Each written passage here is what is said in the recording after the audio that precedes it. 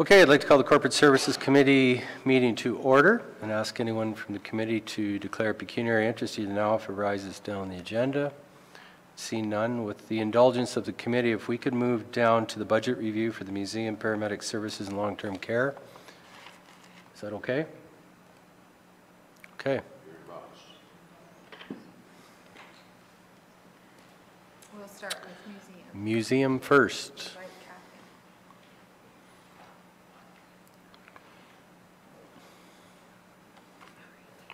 How are you?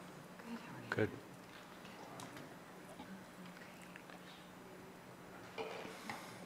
Full screen there.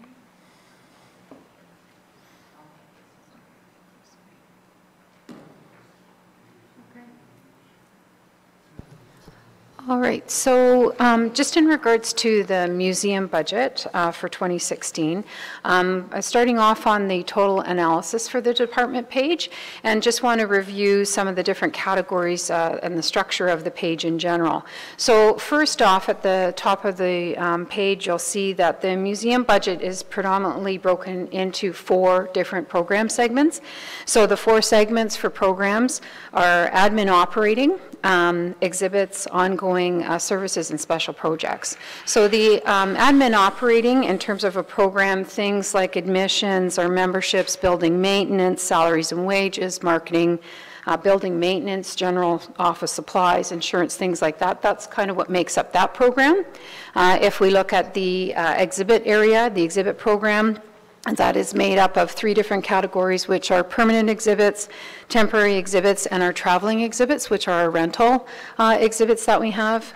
Ongoing services is a combination of our archives programming, our general programming, our education programming, facility rental, gift shop, things of that nature. And then, of course, special projects is typically, the name is pretty self-explanatory in regards to special projects being things like our grant situations or special programs that we would have, like our First Nations cultural demonstration program.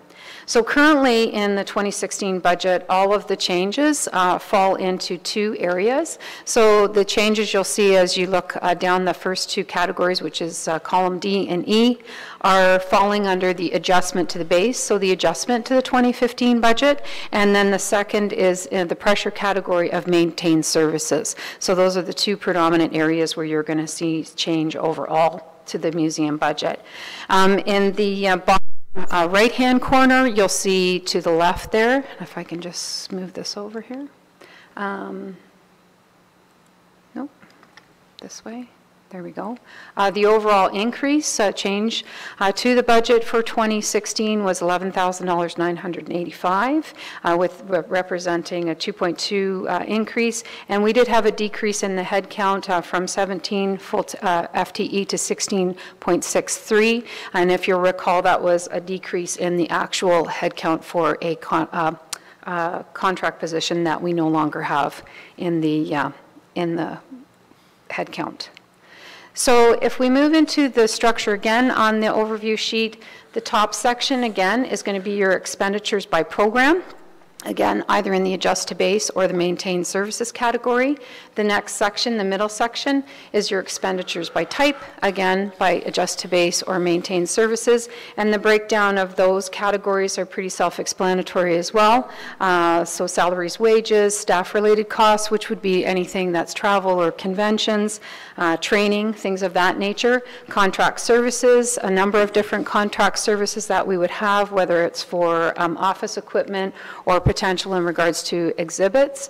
Material is often in regards to office supplies, things of that nature. Capital, pretty much self-explanatory in terms of capital expenditures. Transfer to reserves is exactly that, transferring the income to the reserve accounts, the various reserve accounts, whether they would be for IT or for a number of different accounts that we have from a reserve perspective. And then, of course, fleet costs, we have a very small fleet. We have 1 museum van. And then, again, if we move into the facility costs, there's a number of things associated with that in regards to just general type of exhibits, ongoing services. So again, it's a combination of the different programs that make up that number as well, okay? And then again, on the bottom, we're looking at the revenues by type. So the revenues by type, federal revenues, it's usually grants or student wages makes up that category. Provincial, the big number that you see there, the 71,830, that is again a grant, that's our CMOG grant, our operating grant. Own funds, usually transfer to reserves in that category. Fees and services, again, admissions, program admissions, membership, things of that nature. Donations, pretty self-explanatory in regards to donations, which also would include sponsorship type of revenue as well. And then if we look at other, there's some rental income in regards to the lease that we have for our cafe, as well as sale of equipment, make up those categories, okay? So if we look at each of the, so basically, as we go into each of the programs, it's just recapping the numbers from the overall budget.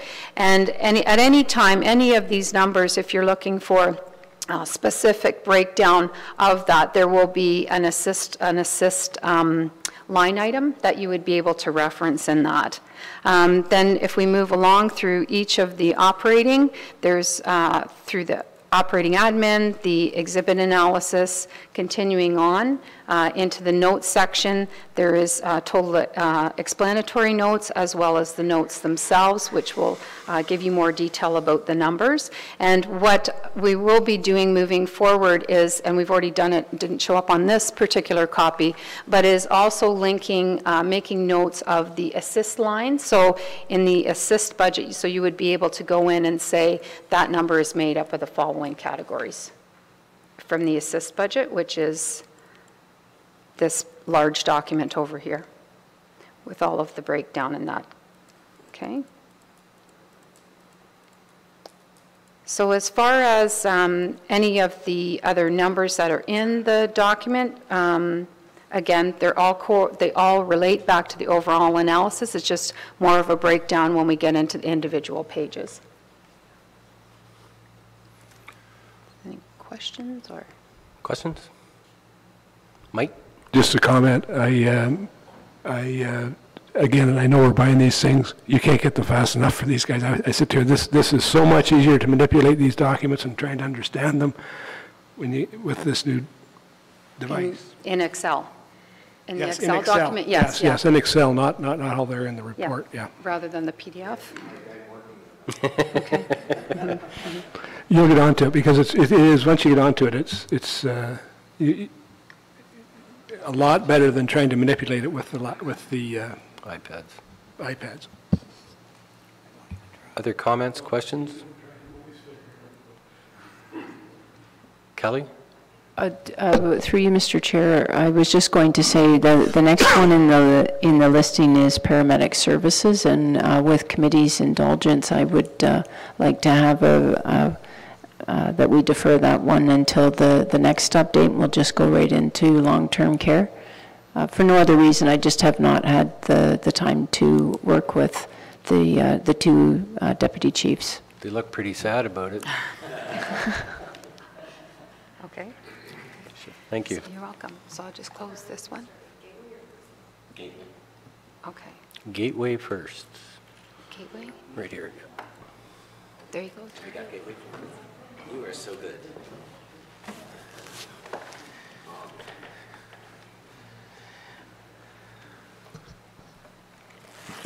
I feel exceptionally short here this afternoon. Anyway, here we go.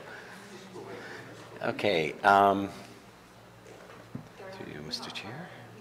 Oh. Are we okay? No, Gateway's here. That's Gateway. Are we good? Ladies and gentlemen, oh, it's not right to go ahead. Yeah, please.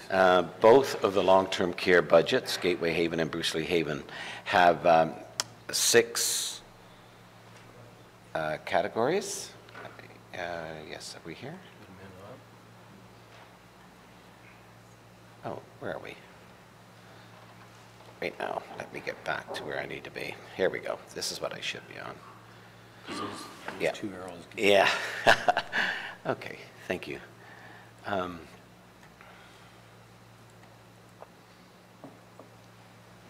just want to make sure I'm where I want to be. Both the Gateway Haven and Bruce Lee Haven long-term care budgets have 6 program categories, namely the administration, program support, dietary, nursing, other accommodation, and raw foods. For today's purpose, I will be presenting and focusing only on the 2015 Gateway Haven budget, because the 2 budgets are so similar. I don't see the need of really reviewing both today, if I could have your indulgence in that. You will readily note, ladies and gentlemen, that that throughout the budget, the impacts under the pressure categories are totally within the maintained services adjustment to base and maintained services pressure category. And in the Gateway Haven, you will also notice very quickly, and I'm not going to go through the explanation of the various columns.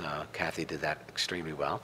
So in looking at the adjustment to base column for expenditures by program, you would see that there is an adjustment of under administration operating, and that is most inclusive of the expenses incurred through general operations, for sure.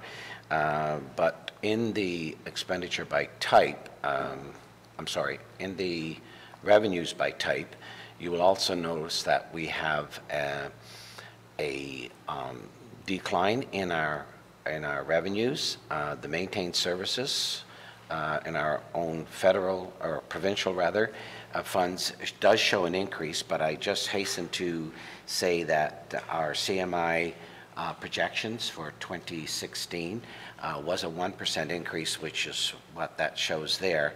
But we have already been informed in our Q1 in the first quarter of 2016 that we are not going to be receiving that 1% expected increase for by April 1, far from it, and so we're looking at already a decline in our funding of for Gateway. I think it's about $24,000, and Bruce Lee, it's in the area of over $40,000. I don't know if I should be sharing figures today, but anyway, we'll leave it as it may be. The expenditure by program does involve, you will see the adjustment to base.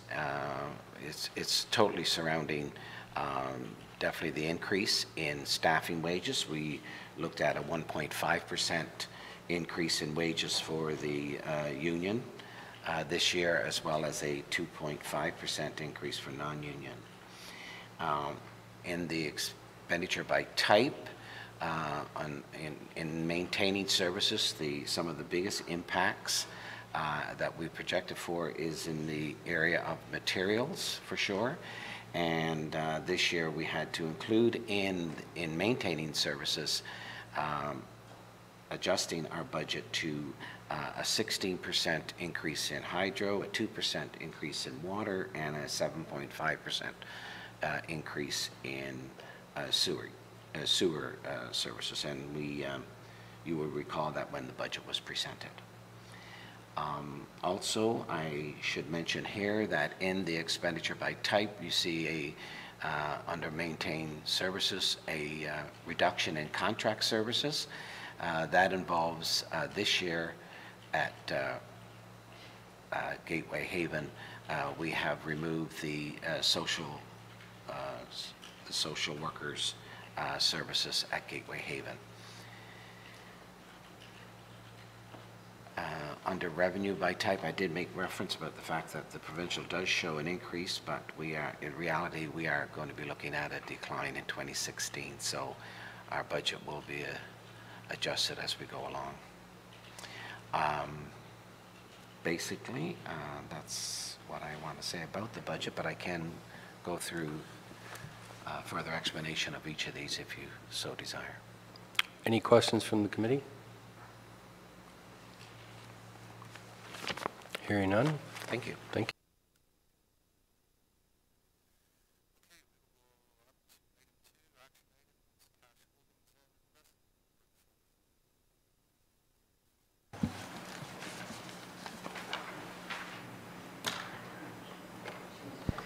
Thank you, Mr. Warden. As the report provides, that in compliance with provincial legislation, I am providing you with the year-end statement as of December 31st, and just a bit of background and the analysis of our current position, and there is a staff recommendation. You've seen the staff recommendation. Mover and a seconder. Milt, David, any further discussions? All those in favor? Opposed, if any? That's carried. Thank you. Library Board deficit. Again, the information has been provided to you, the background, and supported by the Library Board, which we do hold a majority of members of council on the Library Board, just a reminder, and then the recommendation is before you. Mover and seconder for staff recommendation. Milt, Ann, any further discussions? All those in favor? Opposed, if any? That's carried. Thank you. The next item is the purchase of the Microsoft Surface Pros, which two members of our of council have piloted, and we're not willing to pass them on to others to pilot. So, but I agree it's a very powerful tool, not an inexpensive tool, but very powerful. And so we would make a recommendation that for those members of council who are interested in upgrading, replacing their iPad for the Surface Pro, which we can redeploy the iPads throughout the organization, and we would, the recommendation is before you. Staff recommendation. Mover, seconder. Ann, Mike, how many other committee members want the new upgrade? Order 6? Paul, are you just stuck in the old ages here? Do you want one or not? Okay, 6, I guess, please. Good. All those in favor? Opposed, if any? That's carried.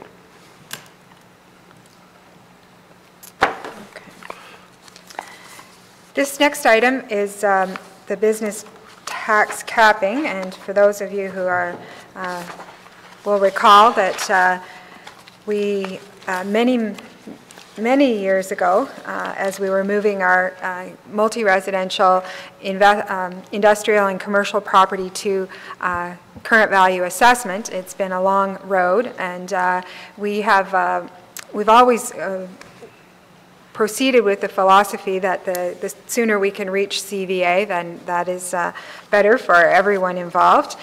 And the province did introduce some additional tax tools that could be implemented, and today this report is recommending, for the most part, implementing the maximum tools that are available.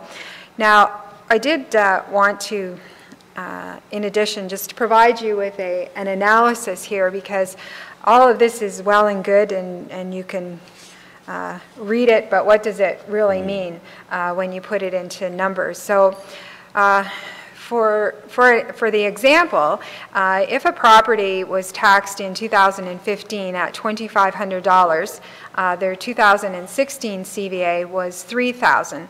Under the current thresholds, which was $250, we would apply that increase of $250, but that would be the maximum. This new tool suggests that we can change that threshold to $500. So any property that's within $500 of CVA, we could move them immediately. So in this case, the $2,500, their CVA is $3,000. Under the new threshold, we would move the property CVA, we would move it right to CVA at $3,000, where in 2015, with the previous threshold of $250, we could only move them to $2,750. Now, on the flip side is that we have these properties who are currently over-assessed, and we keep it as revenue neutral, so as we move them closer together. But in this recommendation, the recommendation here is that we would actually leave it at 250, so that it would there would remain in the capping. So if their taxes were $3,000, the CVA suggests it's $2,500. They would remain in the capping, and they would just their taxes would be reduced to $2,750. If we were to increase it to the $500, they would immediately go to $2,500. But this gives us balance in the revenue neutral to ensure that the classes.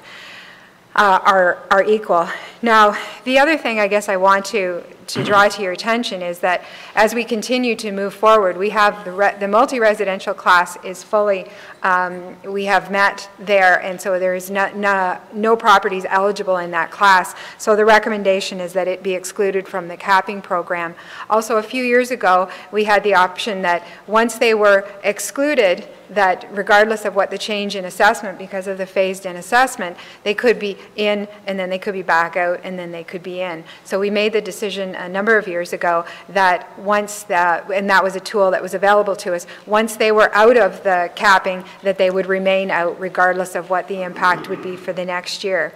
So just to give you an idea of the numbers, the number of properties clawed back is 6 in commercial and 2 in industrial, and then the number of properties that are protected, there's 14 in commercial and 2 in industrial. So that's the number of properties that will be subject to the capping, and then you can see that as a result of either they've been now excluded because they were excluded last year, or as a result of introducing these new tax tools, it eliminates 2,120 properties in 2016 in commercial and 369 in industrial. And then you can see the tax adjustment, the value of that, the $12,395 in commercial and in industrial, the $1,625. So what that means then for the municipalities as they go forward, as we continue to, the local treasurers are happy to start opting out, and they supported the recommendation to add in these new tax tools. So there are municipalities who will have no impact. So if you recall, the county acts as what we call the banker. So there will it's funded within the property tax class and not necessarily within the municipalities. So we have some that pay into this capping program, while others, but I can tell you from looking at the banking adjustments, there is one municipality that has no classes that are affected, and then the maximum that any municipality is going to pay is $1,300, and then one municipality receives about $4,400. So it is minimizing, but this recommendation here would move us closer to CVA, and the staff recommendation is provided there for you. You've seen the staff recommendation. All makes perfect sense. Milt, moved by Milt, seconded by Robert. Any discussions? All those in favor? Opposed, if any? That's carried. Thank you. The next agenda item is the Integrated Energy Performance Project, and I've invited our purchasing manager to join us for this because he has been very instrumental, and also supported by the 2 department heads that participated in this, their maintenance staff, Kathy McGurr with the museum and Charlie Young with long-term care. So you will recall that last year, at the recommendation of our purchasing manager, that we did issue a request, and I will say, and supported by these department heads, that we issued the request for proposal, and for these facilities, particularly because of the natural gas consumption and the electricity usage, and it did exclude our housing units. Some will recall that a number of years ago we embarked on a very similar project and moved forward after the audit and implemented a number of measures in our housing units to take advantage of the energy savings. So they were excluded in this because we have, for the most part, have managed those facilities with a previous program. A couple of things that I guess wanted to point out here today, and yes, it was a very large report and the presentation from Ecosystems, who were awarded the contract to proceed with the audit. Working with this company was exceptional. I would suggest that even the references before we awarded it they came very highly recommended, and that has certainly been our experience as we've continued to work with them. So they have made a number of energy conservation measure recommendations, including interior-exterior lighting upgrades, the building automation systems, control systems, and the chillers, the condensing boilers, and they have also made a couple of recommendations, as was even discussed earlier this morning, about optional projects, the one being the electrical vehicle charging stations and the solar PV installation. The solar PV installation has been put a bit to the parking lot side, as there's been some new developments in that, and it's something that we could bring back at a future date if we deem to be appropriate. But today what we wanted to move forward with is a number of these capital expenditures that, as you, I believe, would agree that when it comes budget time, particularly in capital, when it comes to our facilities, we are always put into a position where it becomes more and more difficult to find. So this we looked at as a turnkey operation that we could actually move forward as our facilities. The museum built in 2005, this building in 1982 with additional additions, and then our long-term care in 2003, recognizing that regardless if we embark on this project, we will still be faced with capital expenditures for many of the projects, and as they continue to try to establish reserves for these purposes, it becomes more and more difficult as we try to maintain costs.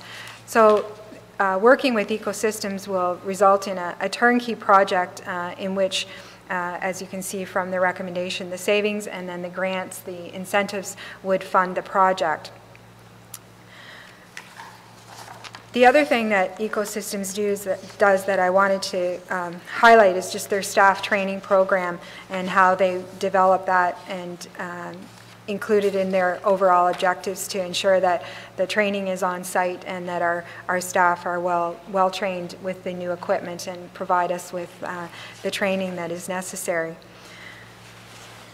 It is a $3.4 million project, which is significant without a doubt, but we can see from the review that we would be able to borrow the funds required, of course less the incentives from the project from Infrastructure Ontario. Currently the rates are between 2.3 and 2.8 depending on the length of the term, and that the interest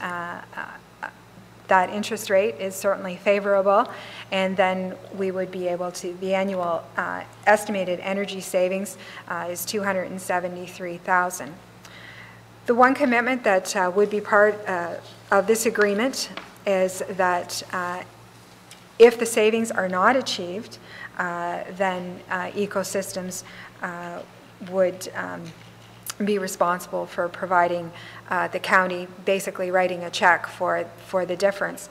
However, that being said, we want to achieve the savings, and there is a commitment from ecosystems that if in the first year they fail to, so in this example, they've indicated that, not an example, but in the scenario that there would be a savings of $273,000. If they fall short of that $273,000, as they are annually reviewing it, then they would cut the county a check for the difference. But they are also required to make adjustments to move forward to get us to what the savings. And that's going to be important for us because after year 3, the review, it's a 3-year review, and that was part of one of the reasons why ecosystems was chosen as well, is because other responses to the RFP, it was a 2-year, and Gary had acknowledged that through the process, that the 3 years was important to us because after the 3 years, it will be the energy savings, it will be us monitoring it and to make sure that those funds are available to finance the project. So it's important for us during that first 3 years that we hold ecosystems to their commitment, and that if we need to do any tweaking on the systems that they have implemented, that be done in the first 3 years. In addition, there's an agreement that if there was additional savings, which there would be a share between ecosystems and the County of Bruce. And we believe that's important because that gives ecosystems even further incentive to want to increase what the energy savings are and to put those plans in place. And as I've said, they have several success stories, particularly in the health services area, in the hospital, and we believe that it is a really good program for us to embark on for the county to be able to manage these capital expenditures that we would have regardless. And that's in the report that was provided to you. You will notice that there's $717,000 of future avoided costs, and that's the amount that they have identified that if we were to spend nothing, that within the next few years that we would have to spend that to replace our aging equipment. And given that they're suggesting that based on the information that there would be an 11.5 year payback while we are reducing our annual energy costs by 37%. And we all know that energy costs don't seem to be declining, so that would be an incentive as well as the energy costs increase. If we were able to have energy savings in place, that would compound those savings. They have have spelt out, I think, very clearly what the projects are for each of the facilities, what the current usage is, what the reduction would be, and the annual savings, the costs, and the incentives. So the solar PV installation is identified in each of the facilities as to what that would be in the future if we were to bring it back. And in particular, the EV charging station, not included in these expenditures, but as an optional project for this facility would be $27,124. Also wanted to point out that there's a couple of items that aren't, they would definitely improve the efficiency of the facility, more so the productivity, not necessarily related to energy savings. So the first one is within Gateway Haven. Some will recall that back a number of years ago we had spent capital dollars to introduce air conditioning in the kitchen and laundry facilities at Bruce Lee, and there was a significant amount of capital funds injected into that project to make it much more comfortable for staff. At the time, a measure wasn't introduced at Gateway, but this here recognizes that, and while I didn't go back and check to see what we actually spent in Bruce Lee, I know that the solution was much greater than what Ecosystems is recommending at this time with a very comparable solution. The recommendation in this is a cost of $13,000, but as you analyze that on page 26, you'll see that it is being introduced. There is no electrical savings or gas savings or water savings, but rather a recognition of the comfort to the staff that are included in there. And I would be surprised it's not something that our Director of Health Services wouldn't be bringing forward on another separate initiative if not included in here. And the other is in the museum. There's some additional lighting at a cost of $5,300, but it is also for an enhancement, but there will be electrical savings, and there are incentives that apply to that project. So overall, the cost is estimated at $3.4 million to improve these capital. Also, as a sidebar, there is some equipment that it actually come 2020 will be the material that is used to continue to, much like the Freon in our refrigerators after 2020, won't even be able to be purchased. So again, these would be future avoided costs if we were to proceed under this recommendation. Thank you, Betty Ann. Questions, comments?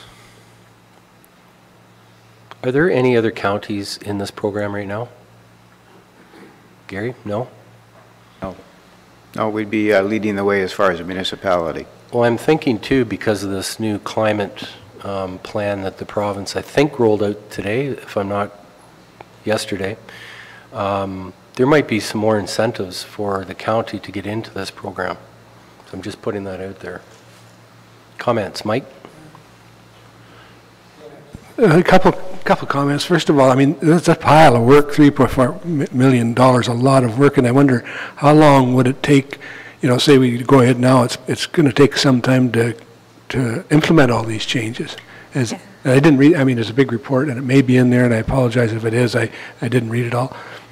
No, thank you for that. And I should have identified that as well, is that one of the selling points for me and the other directors in this is that we don't have the capacity or the resources. So you know that when we proceed with any of these, we end up having to hire the engineer or the technician to prepare the scope of work so that we can proceed. And I go back to the Bruce Lee project that we did as we worked through it and had to hire.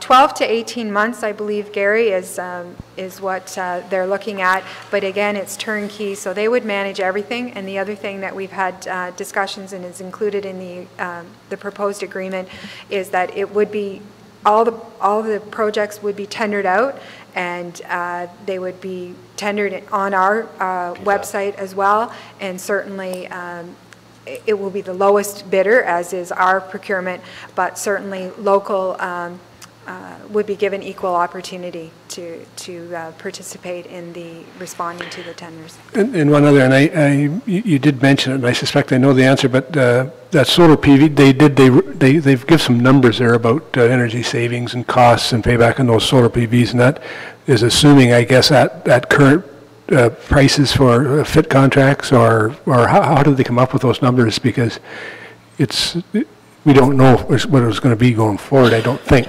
right?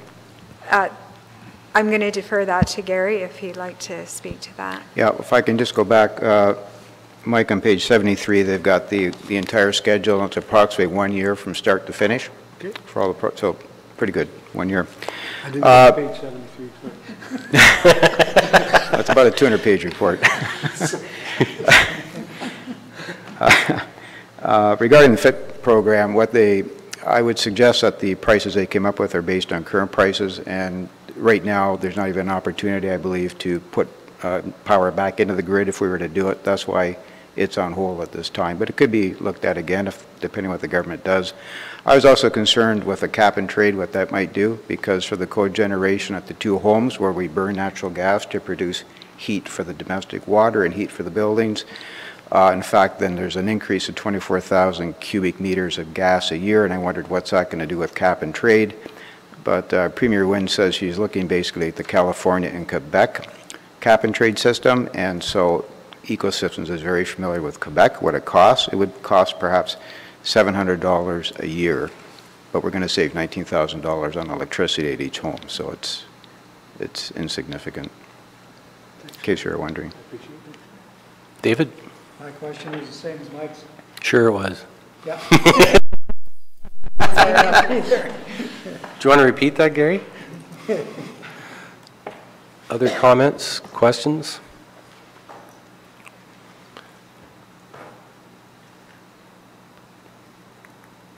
I guess questions with the financing, Betty Ann? Just I'm a little not quite clear. Sure. So we would embark for the project itself, the $3.4 million, the incentives up front would be applied to that. So we would apply to Infrastructure Ontario, and of course that would be adopted by bylaw by this council to proceed with that infrastructure funding. During the construction period, it is likely that we would finance it internally, but we would look for the bridge financing to ensure that we are getting the best interest rate as well. It's not likely to get much lower than that, but I don't have a crystal ball. If I did, that would be great. So then what you would see in the budget is that we would have the refinancing charge, the annual repayment of, depending on what year, so say, for example, it was a $300,000, then that would be paid because it would, in the budget lines for utilities, whether it be electricity, gas, water, you would see the offset in savings. So where, particularly in long-term care, the annual hydro bill is, I think, like $50,000. $64,000 a month. So the savings in that would then finance the, I mean, that's one, but the savings from the operational utilities would fund the annual debt payment. And for the first 3 years, that is guaranteed, but that will be a requirement certainly for staff to manage to ensure that we are meeting that and that we can move forward after year 3 so that we continue to have those savings to offset that debt repayment. So then again, ecosystems would pay us if they were not meeting that target? For the first 3 years. Mitch, if I might add, I mean, it's in their best interest not to be writing checks. And they're the sort of company, we've got a very good feel from them, that they'd be pulling out all the stops to make sure that we do achieve that approximately 37% in energy savings for each of the years. Well, I'm thinking if we're first out of the gate, they would want to use us as a poster child to, or nobody will do business with them. Yeah, they have hundreds of customers, but as far as a municipality or a county, we'd be the first. So there's an, you know, I agree with you, there's an incentive for them to do that. But we're not, they have hundreds of customers in North America. And I should add the reason why Bruce County, why they first came to us to show what their product was, and then had responded because they do have a local sales director in the area, and who has been with the company for a number of years. And so that as they are expanding out of in the hospital and in the health sector field, and now expanding to municipalities to support them as well. Milt? Yeah, so Gary, this is private sector, right? Their customers are private sector? Well, like Paul Rosebush did next door at the hospital, did a large project with them. He's also considering in the Kincardine hospitals, I believe, doing things with them. They've done a lot of hundreds of schools, as an example, and public buildings. So are they in the private sector though too, or? Both. Yeah, and I can, you know, if you want to see a list of some of the references, we've got that in other documents. I'd like to see some private sector involvement too, just to. Yeah. Well, it's just a lot of money, and I think it's great, it's good, but I'd like to, yeah, with some references would be good. I mean, we can. I mean, as far, I'm okay with the recommendations. The bylaw, we don't pass the bylaw till. Kelly? Through you, Mr. Warden, what staff could do is not asked to have this passed today, but we bring back either, I don't know what the timelines are for the director's team, but either for the 23rd or the 7th of July, that we bring back a report that includes items like that and a few other, a bit more clarity around the financial piece. So we'll take it out of the report and put it into a summarized level for committee. Okay. Paul? I'm not afraid to admit I'm having a little trouble with the finance and on the page, and Betty Ann, I think, explains it better than what I'm seeing on my screen, but unless I've totally missed the boat here, Betty Ann, it's like an annual repayment if we go with option 2, of $303,000, and we saved $273. So unless you can try to get through my thick head on this one, we only lost $30,000 by spending $3 million. So I think what's important to recognize in this is that that's why there's three options there to show you what the cost. So if you look at option 3, which is a 15-year repayment, which the equipment that we'd be purchasing certainly all has a lifespan of longer than 15 years, and that we would be taking, so that's the payback period. So with that in mind, your annual repayment over 15 years, if we were to secure 2.78% interest, your annual repayment is $259,000. We are expecting that we would have committed in the first 3 years that the annual estimated energy savings is $273,000. So in option 3, there would be an additional savings of $13,748. After year 15, the full savings would come back because those would be implemented, or you'd have opportunity then to start putting those funds into reserves so that you can rebuild. So yes, it's a large project. I don't take it lightly bringing this recommendation forward. I guess I would go back to your question, Mayor McKeever, that we did do it as an RFP. So the proposal was reviewed by the evaluation committee, and we had 6 different requirements within that, and one of them is qualifications and capability. Experience and expertise was the second, technical approach, performance contracting approach, site-specific approach, and then cost and pricing.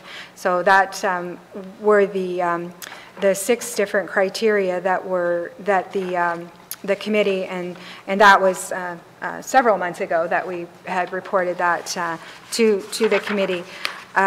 So I guess I just, if I could understand, we can certainly bring something back.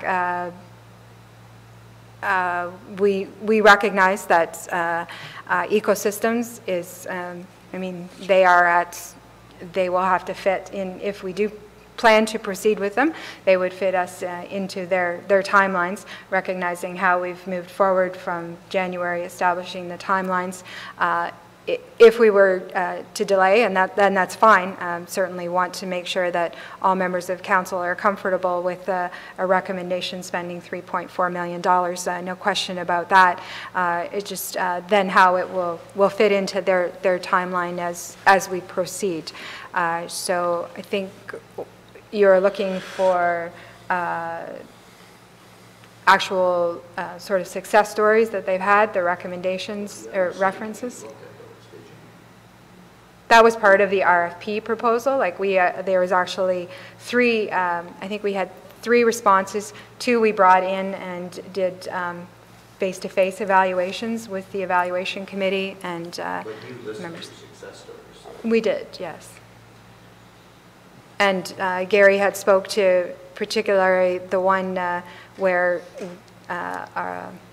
the current director at the Greybush Health Services prior to coming to Bruce County to Walker and Kincardine had the success story, and that was one that it gave us a real local flavor to know what they had done.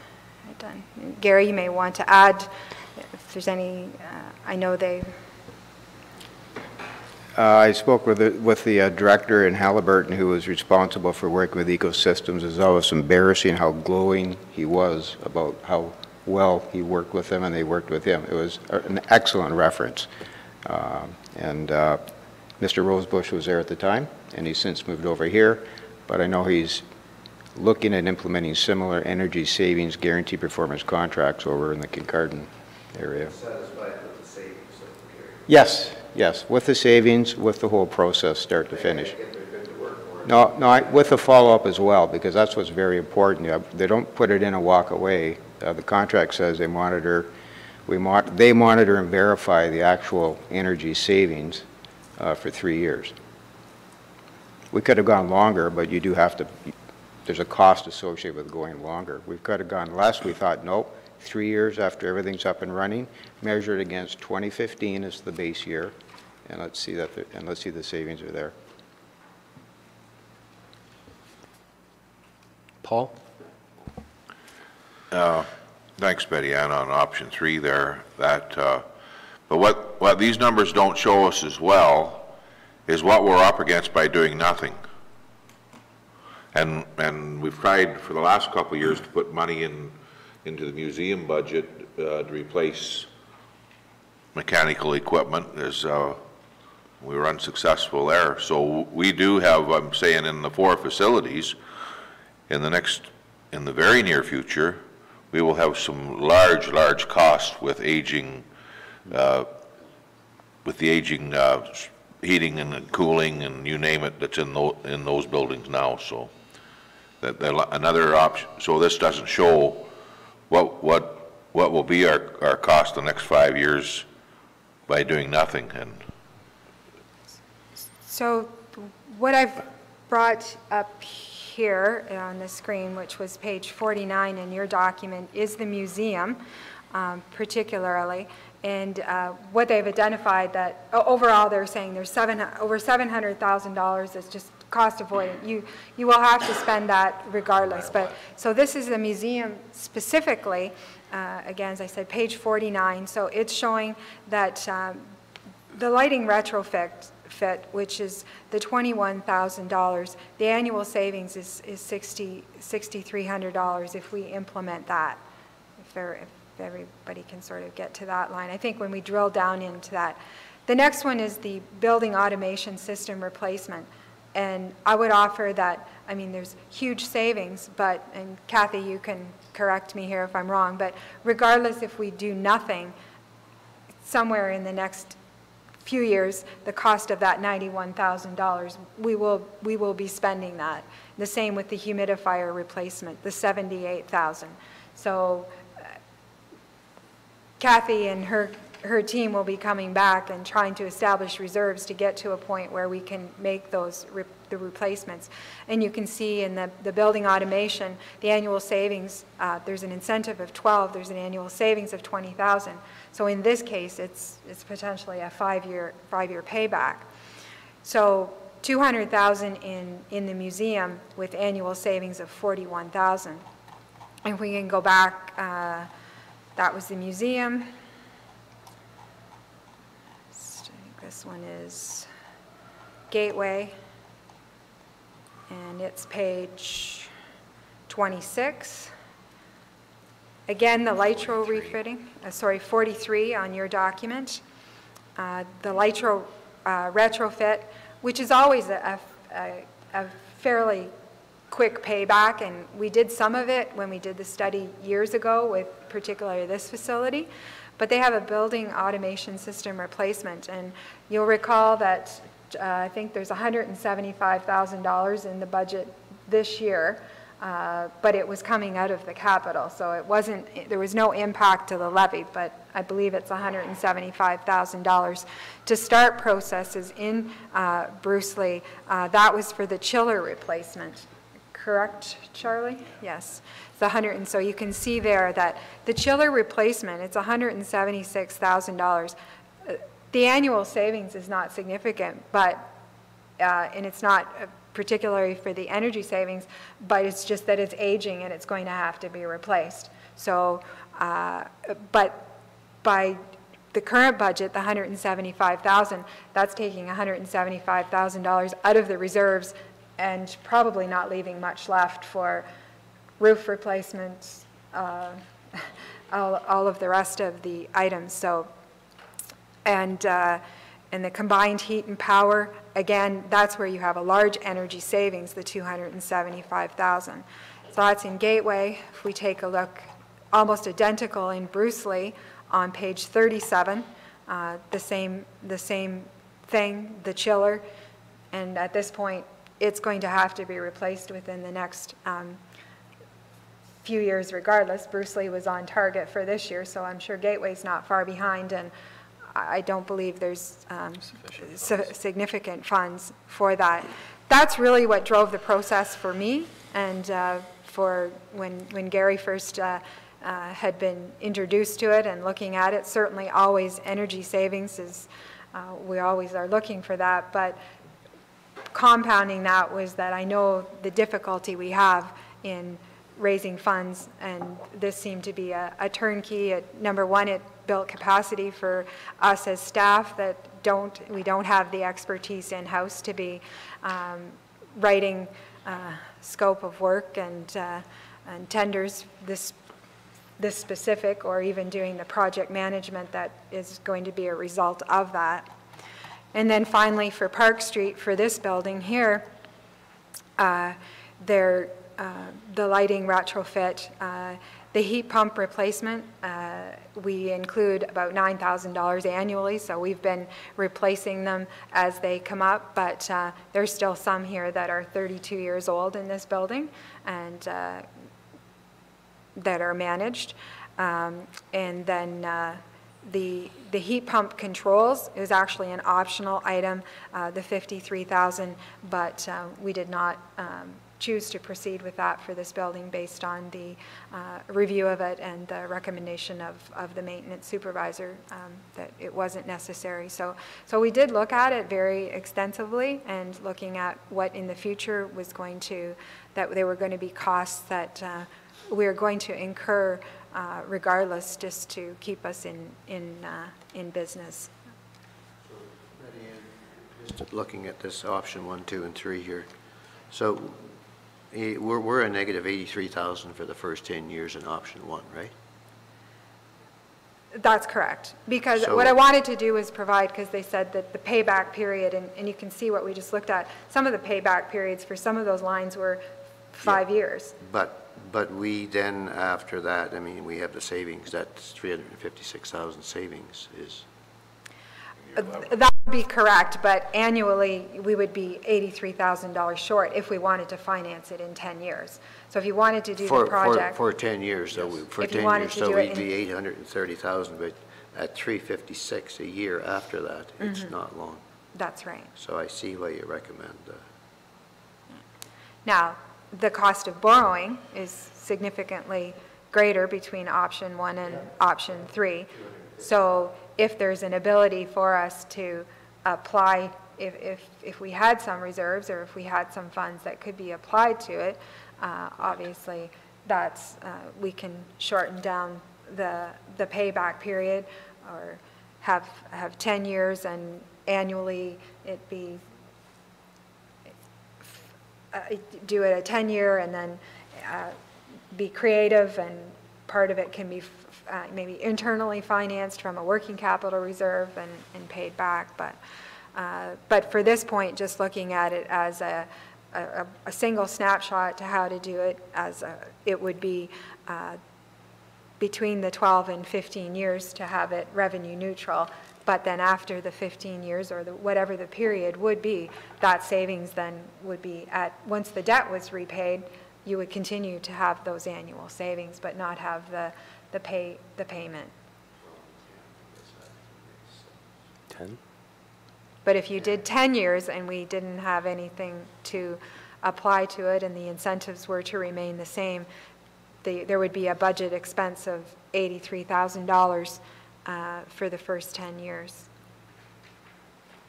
But you would have the avoided. In this, we were, I assumed that there was likely no appetite to add to the budget for the cost of debt repayment. So in this case, it would be somewhere where we would end up being revenue neutral between the 12 and the 15 years. Financially, in the long term, option 1 is. It's best. Yes. Yep. Yes. That's where I think we could fund from the tax stabilization fund on a yearly basis.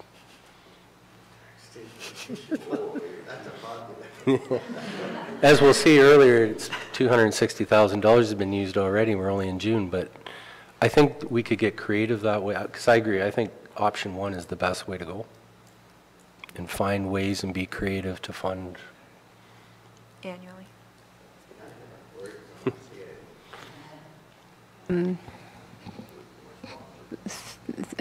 Through you, Mr. Warden, in terms of overall the total project, or in everything.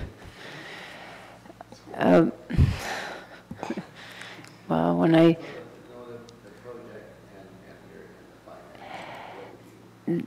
this is an area where, for me, it's been a little bit of, I'll call it a little bit of a leap of faith. And the work that Betty Ann and her team have done, and the team members from the 3 sites have also been very good. I will be, if committees support it, I would ask that staff take the unusual step of bringing the contract back to committee prior to the signage. I'm concerned there's a couple of pieces of details that we haven't addressed at this point, that I would feel better if we had those addressed, in particular by way of the contract. I do agree that fiscally, option 1 is the best option, and if there's any way that we could do that, that would make sense.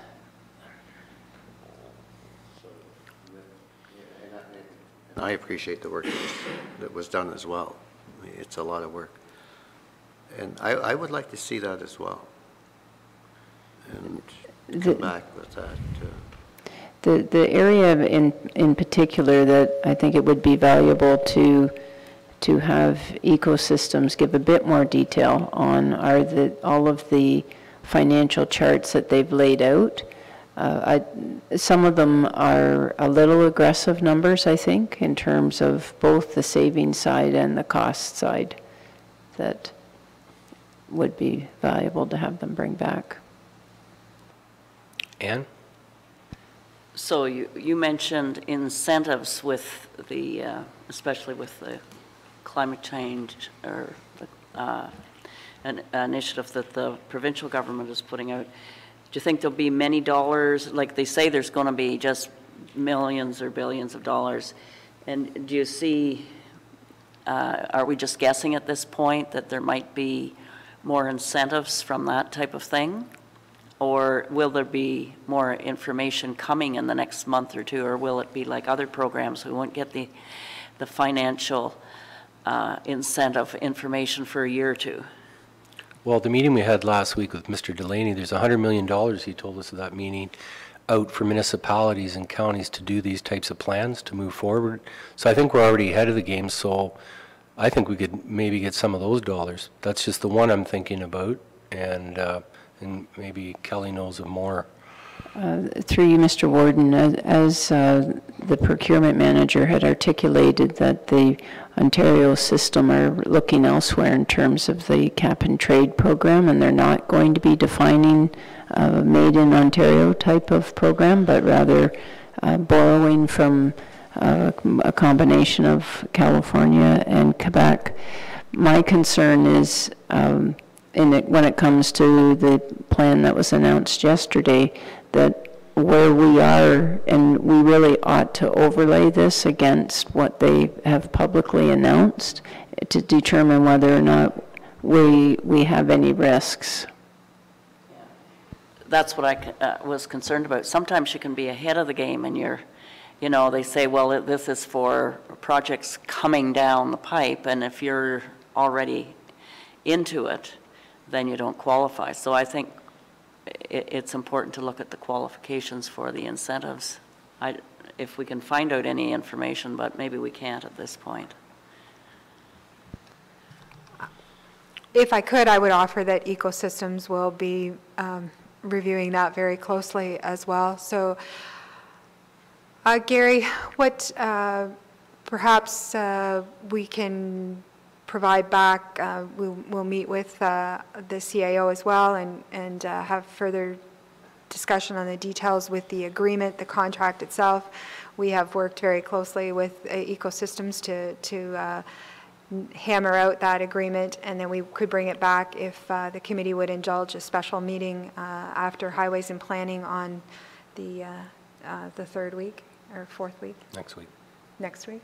No, 2 weeks. 2 weeks, sorry. The 23rd, I believe. If that would be acceptable, and we can hopefully keep the project at least rolling and making a determination sooner than later whether to proceed or not, so that we can, if it is to proceed, then ecosystems is aware, and if it's not, then we'll have an obligation with the audit, but we will have all that information available to us, and then to do that. Okay, anything else? So there was a staff recommendation, so should we just defer this for now? Do you want a motion for that? So that's what I'm hearing, or do we have anybody that wants to move the staff recommendation? Ann? I think it would be good just to get the other information first, because it's, if we get it in within a timely period. Notes, moving deferral, second, Mike? All those in favor of deferral? Oh, sorry, Mike, did you want to add anything? No, just a question. I mean, they'll have a timeline on an answer, yes or no, on this. I don't suspect it's going to change dramatically if we go a month or two over, but is there a timeline that these numbers are guaranteed for this contract? So, I mean, if they say we don't sign it until December, do the numbers go up or down? And it's not a big deal because I don't imagine they'll be substantial.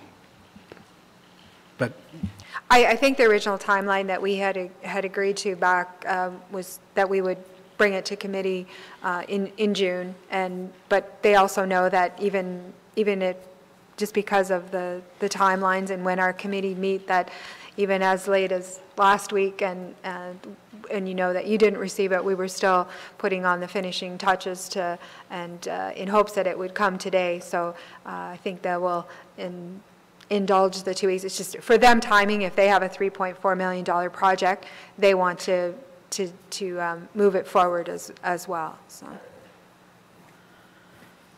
Any other questions? All those in favor of deferral? Opposed, if any? That's carried. Okay. Thanks, Gary. Information items, long-term debt analysis. Thank you. So several information items. The long-term debt analysis report is for information, and again, a requirement as treasurer to report that to you, and the attachment is directly from our financial statements. So we have lots of room to go further in debt. Betty Ann, just on the County of Bruce borrowing there, not the Bruce County Housing, not the Bruce County Housing. So the 12, that's the long-term care? That's the long-term care, where we started at 26 million. The one there is the balance of the museum and the addition for this facility. Okay. So the 26 million was borrowed, for the most part long-term care, and the initial portion of the Museum and Cultural Center, and then the OSIFA loan was for the museum and the addition here. It started out at 8.6, I believe. And the mortgage for the Port Elgin Housing Corporation is? It's now incorporated. I believe it is the People's Trust. I'm not 100% sure. It's incorporated into our housing. Into the housing yes. sector, yeah, okay. Good, thank you. Just a question, some of those loans are coming up in 2018, in particular some of the social housing. Is there any way of, like, are they, with a mortgage on your house, you can go and pay payment interest penalties. Have we looked at that? Is it cheaper to get out of some of these mortgages to get into a 2.1%, or just have we looked at that? Christine.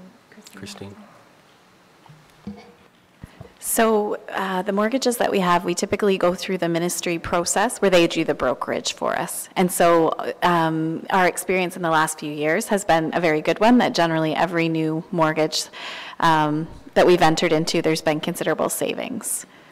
But I'm just wondering, can we get out of these mortgages by paying a prepayment interest penalty? We could certainly review the options. We can't with the debentures, but the mortgages, we might need to look at each one specifically to see what the agreement was at that particular time that program was built.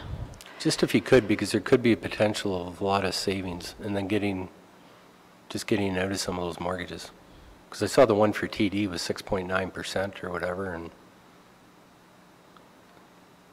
just if you could look into that. Sure. Thank you. The next information item is the reserve and reserve fund balance as of December 31st. And this has been, was completed by staff, and it is in the new format, which we, the Deputy Treasurer introduced to you late last year. And it's also been distributed to our directors. So I think this gives you a good snapshot of where our reserve balances are, and actually speaks to support the discussions that we just had and the lack of reserves that we have for equipment, particularly in those types of amounts. Any questions? Okay, moving on. Yes, the tax stabilization is a very popular topic, and I thought it would be appropriate to bring back just an information report because, and recognizing that as we advance the passing of the budget, information related to the tax stabilization reserve is not available to you at that point. So it obviously, as you're making decisions in year, it will form part of those discussions. And the other item was just for your information, sort of in keeping with our energy conservation, that we were recognized for the replacement of the carpet, and I thought it was appropriate that we pass that information on to show that we're doing our part with the greenhouse gas emissions. The Youth Roots Impact had a successful program just this past 2 weekends ago, and I think they had probably over 250 youths, and that they ended up changing the forum and the bit of the program, but council still supported that in their sponsorship and just providing that information to committee to let you know what had happened. Okay. Any other comments, questions?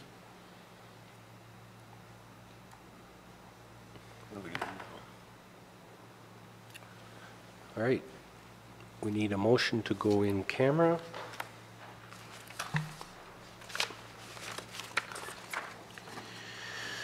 That the committee move into a closed meeting to discuss the Bruce County Jail pursuant to Section 239(2)A of the Municipal Act related to the security of the property of the municipality or local board. Mover and seconder, Milt and Robert, all those in favor?